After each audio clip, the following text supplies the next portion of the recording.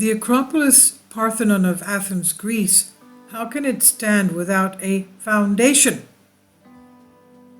The secret is revealed after studies show that despite the fact that the Parthenon temple on the Acropolis does not even have a foundation, it has triple seismic shielding.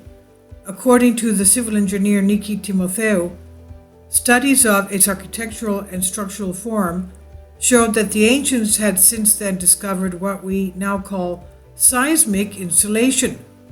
Now, as I've told you before, both my parents were architects. They studied at the Polytechnic School in Athens, Greece, and they were always obliged to study the Parthenon buildings.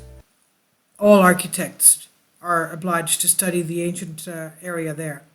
Now, the temple, according to Mrs. Timotheou, successfully contradicts the theory of modern civil engineering because without even having a foundation, it is triple seismically insulated. This triple insulation, she explains to us, is located in different parts of the building. The first point is in the layers of huge horizontal and extremely smooth marbles on which the Parthenon stands.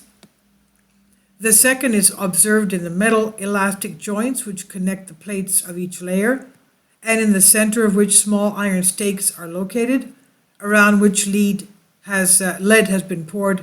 Lead has the property of protecting iron from rust and weakening with elasticity of the wave, since part of its kinetic energy is converted into thermal energy. And the third is found in the columns of the building, which were not placed in one place, since the ancient Greeks knew that in order to withstand the vibrations of the earth, they would have to be placed in slices, perfectly applied one on top of the other. And the columns, as you know, it's not just one column, it's pieces like a salami piece, and you put it together, it's like a whole thing. That's how the columns were made. They were slices of rocks.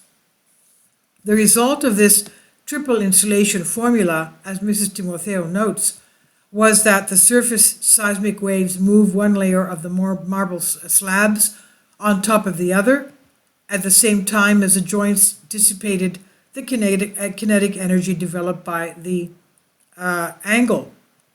Now, the columns, finally, as we read on Elas now, the way they were placed allowed the whole edifice to sway, but not to collapse.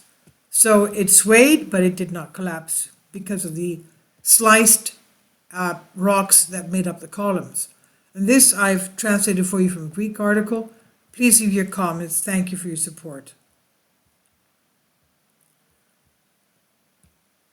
Kindly support my Patreon account. The daily posts are 5 videos daily, and they are totally different from what I have on my YouTube channel.